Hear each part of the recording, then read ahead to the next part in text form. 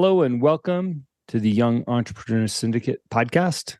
Struggled getting that out. Jim Riley here with Rod Kuntz. Hey, Jim Riley. Rod Kuntz here on the Young Entrepreneur Syndicate podcast. Well, I just had to see if I could stumble on it too. Yeah, I got help a brother out. I got two shows, so we'll almost announce the other one.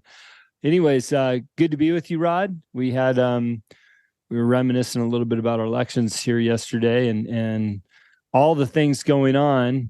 I'll just say briefly, and this is not the topic, Rod, I'll just say briefly that if you're not at least in tune to what's happening in the political environment around not only your own cities, states, and the country, you need to pull your head out of the sand and start being aware, because yes, this is an entrepreneurial podcast, but understanding how your cities work and the dynamics of laws that are being passed, elected officials that are going into office, and how that affects you, you'd be a fool not to understand what's important and who you're voting for. And by the way, if you feel passionate that somebody aligns with, the values of your business, your city, your state, your God, then you should be spreading that word to help those people get elected. It's just crazy how people, what is it, Rod? You said apathy? I think it's just apathy, right? And maybe there's a disconnect too. And I know this isn't the topic, but let's go down this road for just a quick second here, because as a business person, everything that happens in local schools, okay, and the city at the municipal level and the county when it comes to zoning and planning will affect if you've got a home-based business or if you've got a brick and mortar business of some sort, your taxes will be directly affected, especially by schools and what school boards do. Mm-hmm. Okay, it will affect your bottom line. It's a fact. All right, and in the city, zoning, that sort of thing for VRBOs now, right? Yeah. Airbnbs. If you've got an investment property and you're looking at doing something like that, or you have rental income, or you want to do storage units, you better be familiar with the zoning and what that means and how the impact fees are going to affect you. It will affect your bottom line from startup to shutdown to tax season. So you better people need to be involved, especially business people. More business people need to be involved on every level.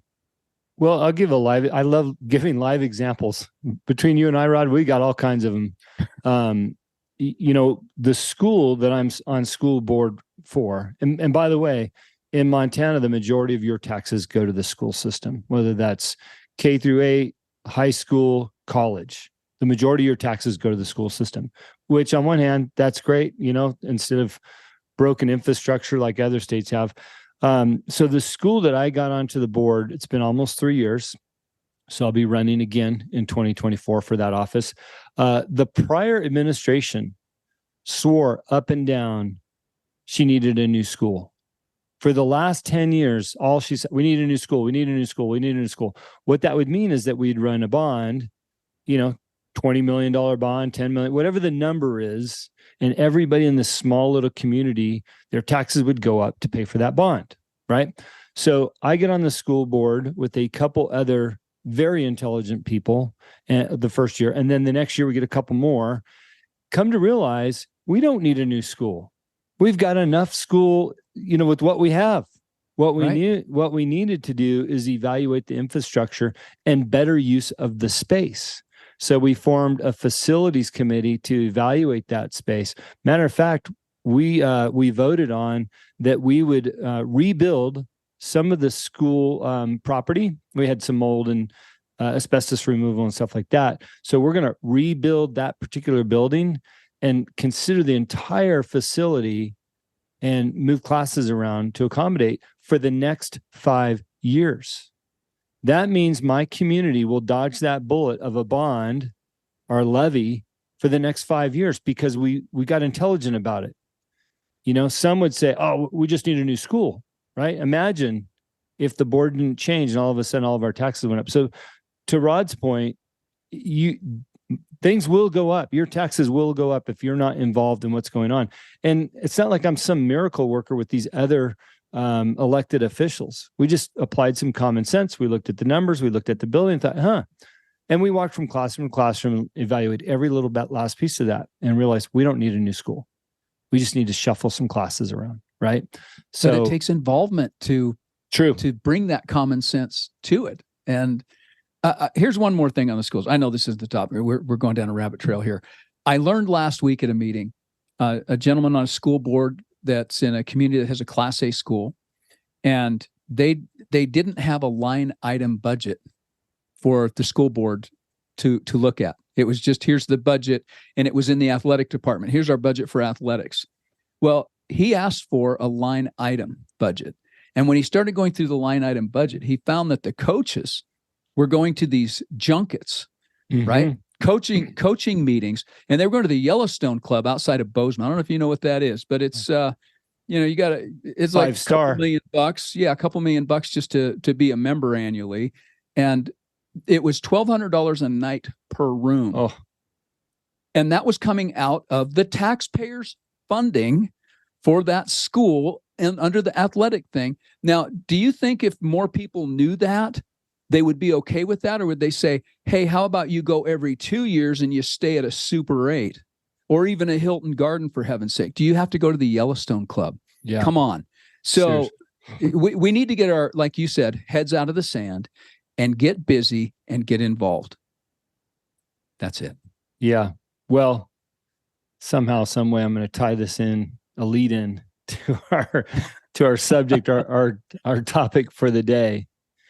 So the topic for the day, I'm going to title it this: Cut the Draggers.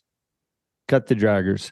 So this is a business podcast, and this is what I want people to understand is if people are not performing, working for you, if they're not showing up to work, it's time to cut the draggers. And I know that oftentimes that could be a really difficult decision to make because of the emotions involved with that, right? So the last show we talked about building your tribe, finding like-minded people and people that are aligned, so when you're building out your team, your employees, your partners, et cetera, you're building your tribe based on values. We talked about that.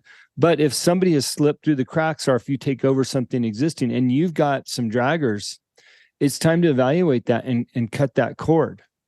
And also evaluate your business and look for areas that can be improved, or where you have a glut of, maybe it's a glut of labor. I talked to a woman yesterday. She owns a competing feed and supply store for the one that I consult for. And she said, Jim, we have 7 people on the floor and we're no bigger than you are. How many people do you have? I'm like, 1. And if we need help, we call in the person that's working the barns. She's like, what? You have 1 person? I have 7. She bought the place a month ago, right? Ouch. So, and hopefully she identifies that maybe, just maybe, they can be a little bit more efficient.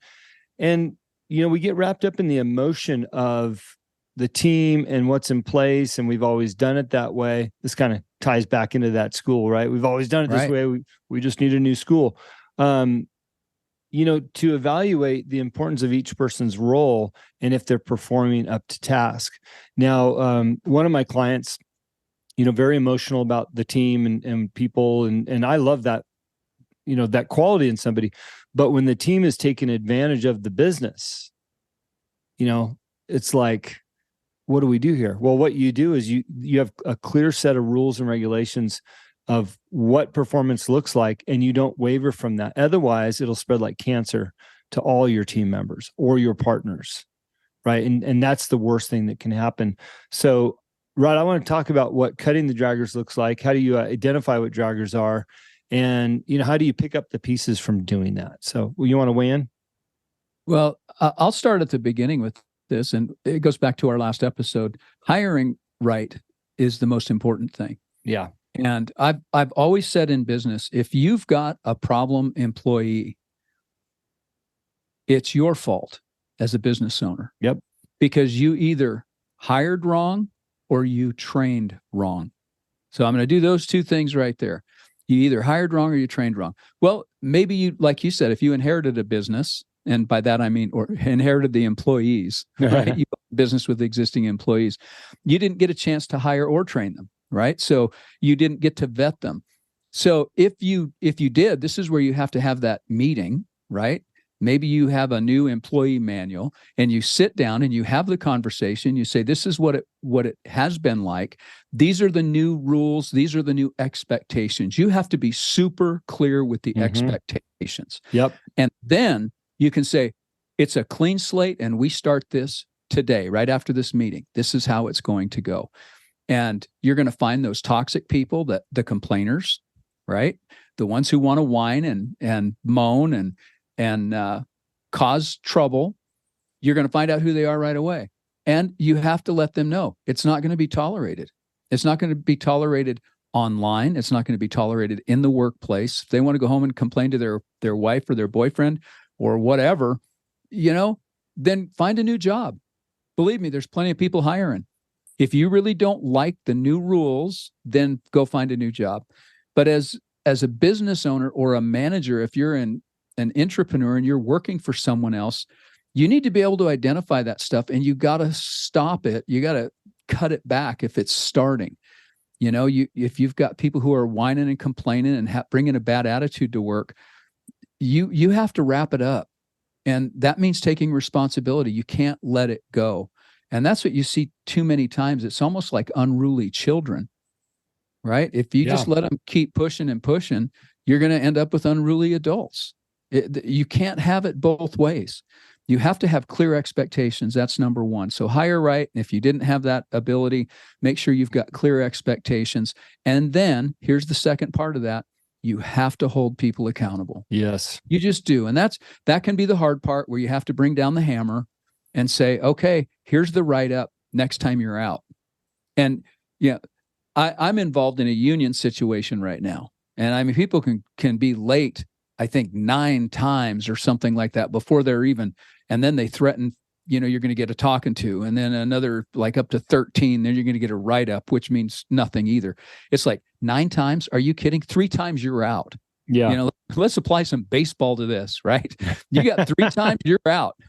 Seriously, there might be exceptions, but you can't run an efficient. Yeah, you can run a business that way, but you can't run an efficient business that way. And you and I are both about efficiency, top performance, optimum performance, and that means cutting the draggers as soon as you can. And I want to stop you on that point real quick, because if you can't run an efficient business, what does that mean? You won't be in business for very long. So your emotional connection to people could be the cause of you losing your business and opportunities for other people, opportunities for your own family, and also a customer that has maybe relied on your services or appreciates your services, whatever you're doing, right? All because your emotional state does not allow you to identify the people that are bringing your business down. I'm so proud of my client. We talked about this a couple months ago. We were talking about the guy that broke up with his girlfriend and needed 2 weeks off because, Yes. Well, that all stemmed from this particular client scenario. And she had that happen the other day with another employee. Literally, I swear to you. And she says, well, you know what? We have people that rely on you at the time you're supposed to be here. That's not an excuse. I'm going to have to let you go. And she let this person go. You got to take the emotion out of it and say, I feel bad that you're having a tough day, but don't call me at your starting time when you've got people relying on you, literally relying on you. Because you've broken up with somebody that you're not married to, you're not in a long-term relationship. So I'm really proud of her because she identified the problem and got rid of it, which will save her business in the long run. Right. Well, and that's also setting a standard for the other employees. It's not going to be tolerated. Yeah. Yeah. So some things, I know this seems like common sense, but maybe it needs to be said. Some things that draggers will do, right? I think you hit the nail on the head with the union setup, show up late. Yeah.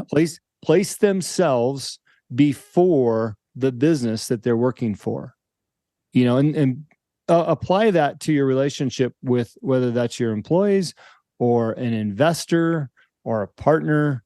I've seen a lot of times where the partner is actually the dragger. You get into a business situation, you get 3 or 4 partners, and two are doing all the work and the other two are off, golfing or whatever that looks like. It's like, those are circumstances that need to be identified early and worked around. You can't always just get rid of a partner, but you might want to look at ways to mitigate the problem, or buy them out. There's a number of things too.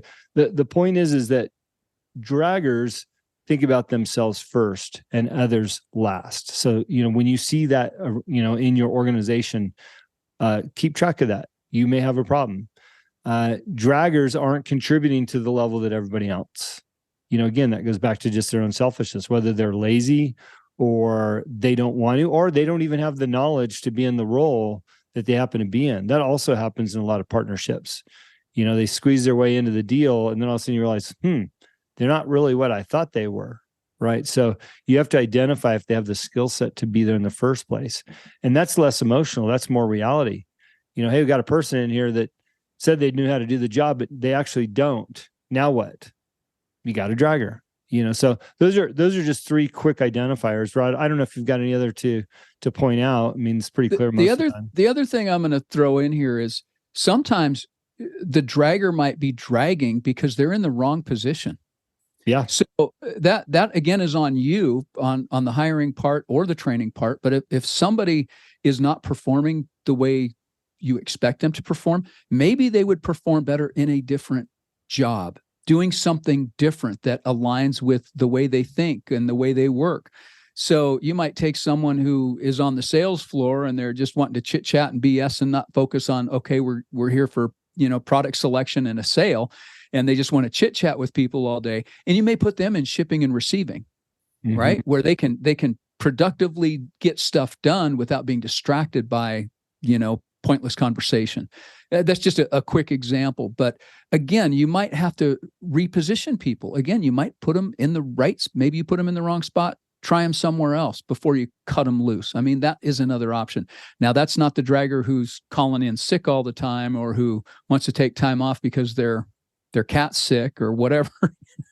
I'm talking about legitimate work performance. Yeah. Another dragger trait is somebody that's gossiping. They might be a great worker. They might be moving their hands and getting a lot done. But if they're bringing down the team because of their gossip and their negativity, whether that's personal gossip or gossip amongst the staff or just gossip in general, talking negative about customers, they can be bringing down the team as well. And unfortunately, those are the toughest ones because you've got somebody that's performing, maybe they've got the numbers to justify their employment, but the gossip in the long run is going to bring the team down and in turn will bring your company down because that's a toxic environment, whether it feels like it or not. Long-term gossip really could be a big problem. And I think gossip for me is like an all-encompassing statement of, what somebody's talking about at work that's dragging people down. Right. Well, that's one of those things that I think we talked about this on that show. It's emotional maturity. Yeah. It's pretty easy to shut down the gossip. When someone's gossiping, if you overhear that, you say, hey, you know what? I don't want to hear that. Or, if that's secondhand information, it doesn't belong here. If that person's not here to defend themselves, I don't want to go down this road.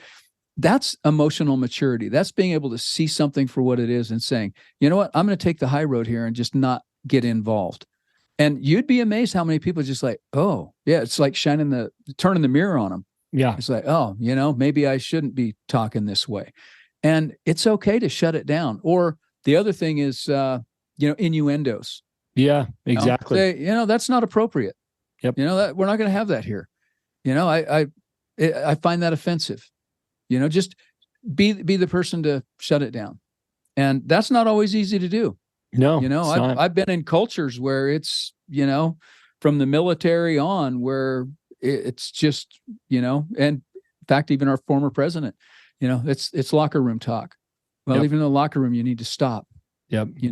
It's like, we're talking about your wife, your girlfriend, your daughter, let's take it upon ourselves to get better at that. And that goes across the board.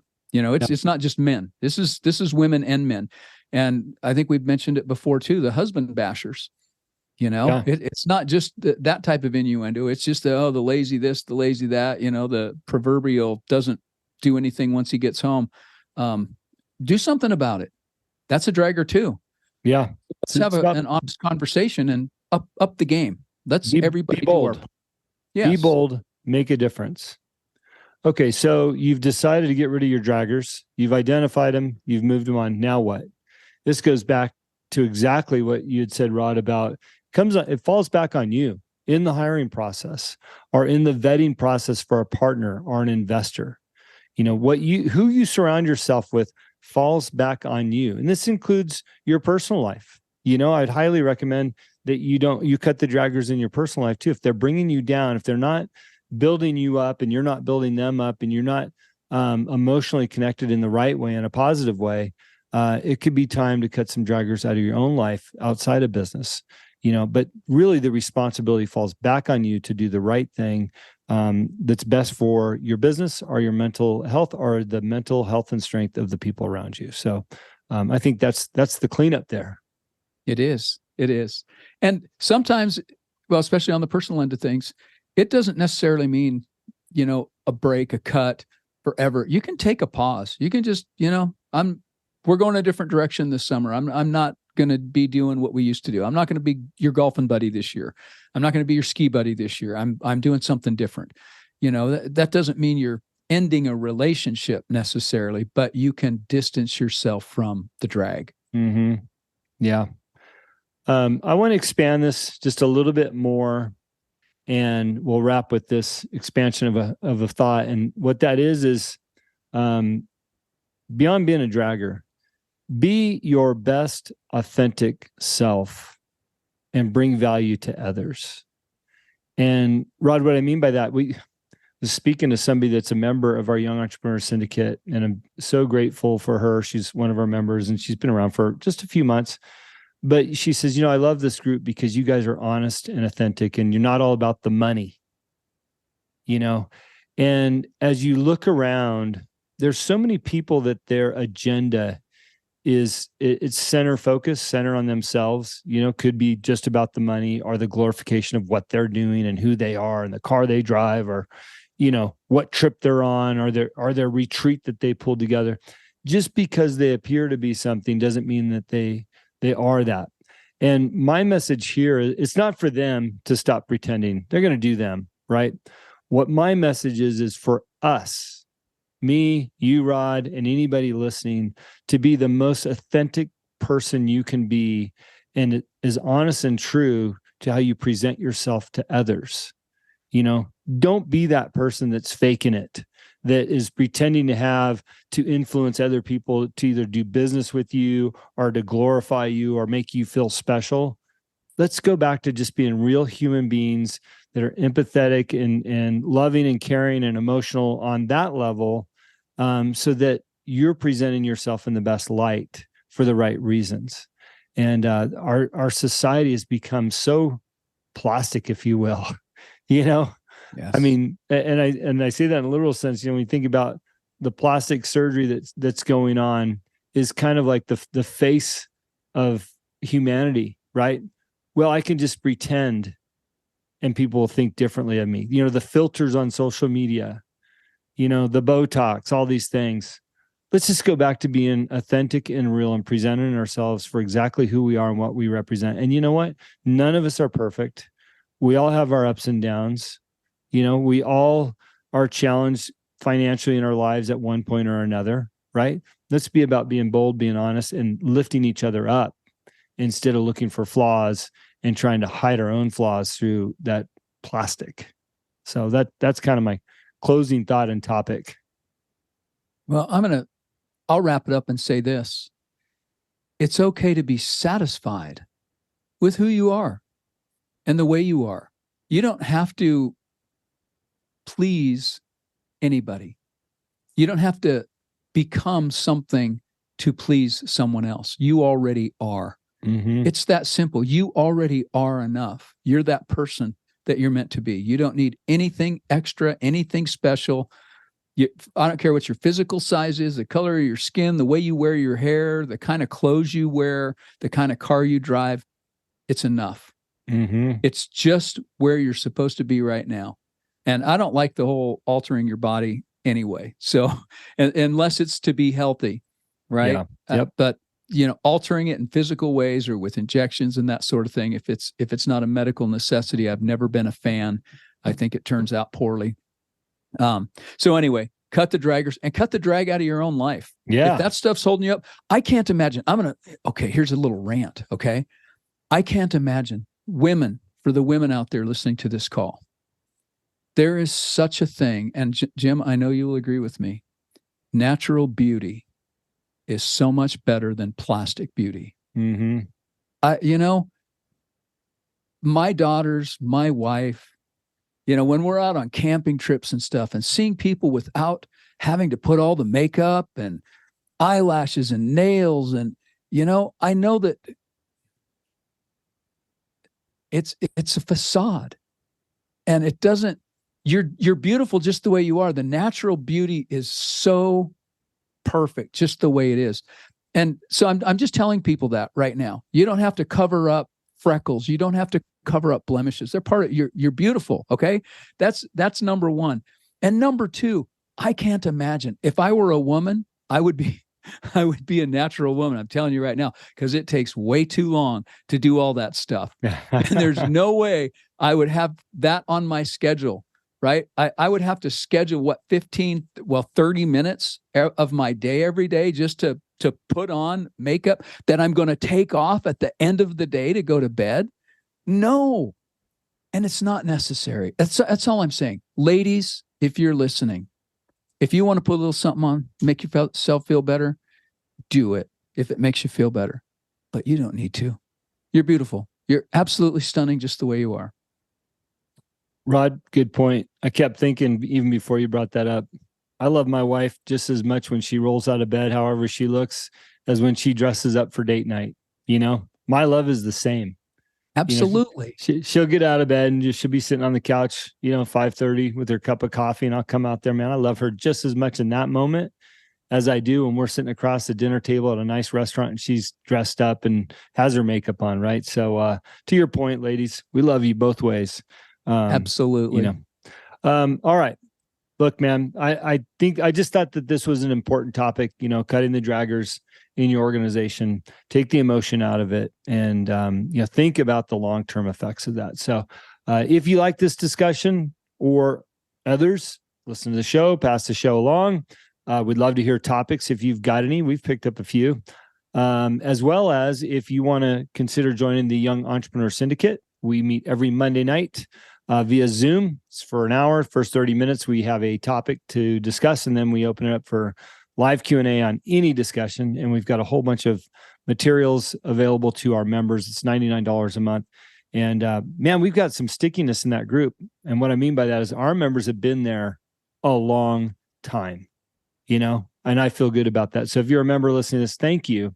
And I hear it from you that we're bringing the value that you expected. So I'm glad that we're able to do that. And we're going to continue doing exactly what we're doing. We're not chasing numbers, by the way. We're not looking for the high membership count. We're chasing success and happiness and people achieving their dreams and desires for their business. Rod, I think we've done a pretty good job of that so far. We're here to help people. And if you're in business, I was going to mention this earlier. If you're in business, what are you in business to do? To help people. You've got a product or a service that is there to help other people. So if you just focus on helping other people, you've got this. You've got it dialed in. So help as many people as you can, as often as you can, in as many ways as you can, and you will be successful. Absolutely. Help others. Absolutely. All right. Well, thanks for tuning in. Till next week. Rod, thanks a lot, man. Good to see you. Always a pleasure, Jim.